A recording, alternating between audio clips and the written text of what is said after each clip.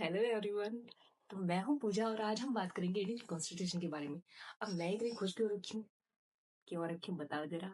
नहीं बता क्या? अरे हम भी तो नागरिक है भाई। भारत के नागरिक नहीं है क्या? इंडियन कॉन्स्टिट्यूशन का हिस्सा है हम, है ना? तो इसलिए मैं इतनी खुश हो रखी हूँ क्योंकि हमारा भारत का संविधान जो है वो सबसे लेंथी कॉन्स्टिट्यूशन है। सबसे बड़ा जो रिटन कॉन्स्टिट्यूशन है वो हमारा भारत का संविधान है भाई। प्राउड प्राउड मोमेंट है। तो इसी के बारे में आगे बात करेंगे हम। अब इसकी एक बहुत ही सुंदर बात एक और भी है, इसको ड्राफ्ट इतने सुंदर वे में किया गया है ना। मतलब इसके अंदर जो हमारे ड्राफ्टिंग कमेटी जिसके हेड हेड जो थे, हमारे B.R. अम्बेडकर जी थे। उन्होंने जो है इसको बहुत ही सुंदर वे में ड्राफ्ट किया है, जो कि हमारे आर्टिकल्स पार्ट्स और हमारे स्केड्यूल्स डिफाइन करेंगे। तो हमारे पार्ट्स क्या होते हैं, हमारे स्केड्यूल्स क्या होते हैं और हमारे आर्टिकल्स क्या होते हैं। आर्टिकल्स हमारे पास 448 है टोटल। हमारे पास 12 स्केड्यूल्स हैं और हमारे पास 25 पार्ट्स हैं, उनके 25 पार्ट्स हैं। अब जो है हम बात करेंगे पार्ट्स की। तो पार्ट्स जो होता है वो एक तरह से एक स्पेसिफिक एरिया या फिर एक स्पेसिफिक टॉपिक के बारे में बात करेगा। जैसे कि अगर हम बात करेंगे फंडामेंटल राइट्स के बारे में, जो कि हमें दिया गया है पार्ट 3 के अंदर। पार्ट 3 के अंदर हम जब भी बात करेंगे तो हम सिर्फ फंडामेंटल राइट्स के बारे में पढ़ेंगे, जो कि हमें फर्दर डिवाइड भी किए गई हैं।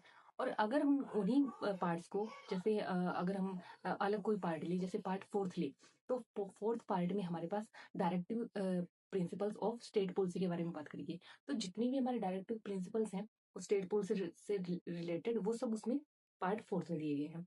तो अब हम बात करेंगे हमारे जितने भी हमारे आर्टिकल्स हैं। आर्टिकल्स क्या होते हैं, जब हम इन्हीं पार्ट्स को फर्दर डिस्क्राइब कर देंगे या फिर फर्दर इनको इनसे डील करेंगे तो हम पाएंगे कि ये तो हमारे आर्टिकल्स आ गए, है ना? तो जब हम पार्ट 3 की बात करते हैं तो हमारे पास है फंडामेंटल राइट्स। तो फर्दर हम फंडामेंटल राइट्स, जो कि एक एक फंडामेंटल राइट्स मतलब माइंड ब्लोइंग। जैसे हम बात करेंगे आर्टिकल 14 की, आर्टिकल 15 की, आर्टिकल 16 की, आर्टिकल 17 की, जो कि अनटचेबिलिटी की बात करता है। तो मतलब क्या ही बताऊं हमारा कॉन्स्टिट्यूशन तो ये हो गया हमारा हमारे पास हमारे पार्ट्स हो गए, आर्टिकल्स हो गए। अब हम बात करेंगे स्केड्यूल्स की। तो जो चीजें हमारी आर्टिकल्स में बहुत ही कॉमन चीजें जो हैं, जैसे हमारे पास लैंग्वेजेस हैं, हमारी टेरिटरीज हैं, उनके बारे में अगर हम जब हम कॉमन सारी चीजों को एक हमने अलग से लिस्ट बना दी 12 स्केड्यूल्स के करके, है ना, उनको अलग से उनकी लिस्ट बना दी।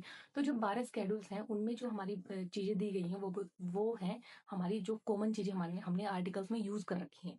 जैसे अगर हम स्केड्यूल 8 की बात करेंगे तो उसके अंदर हमारी ऑफिशियल लैंग्वेजेस हैं। तो भारत की जितनी भी ऑफिशियल लैंग्वेजेस हैं वो स्केड्यूल 8 में मिलेगी, उनकी लिस्ट पूरी की पूरी।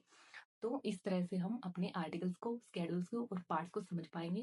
और आशा करती हूँ कि आपको बहुत अच्छा लगा होगा। और मैं अपने बाकी के लेक्चर्स को बहुत इंटरेस्टिंग बनाने की सोच रही हूँ, अगर आप साथ दोगे तो प्लीज़ मेरे चैनल को सब्सक्राइब कर दो, शेयर कर दो और कमेंट भी कर दिया करो, ताकि मुझे पता चले कि किसने कमेंट करा है, किसने देखा है भाई, पता तो चले कम से कम। तो बस यही कहना चाहूंगी। और मुझे तो बहुत मजा आया वीडियो बना के। आप बता देना आपको कैसा लगा। So that's all for this video guys, और वी विल गेट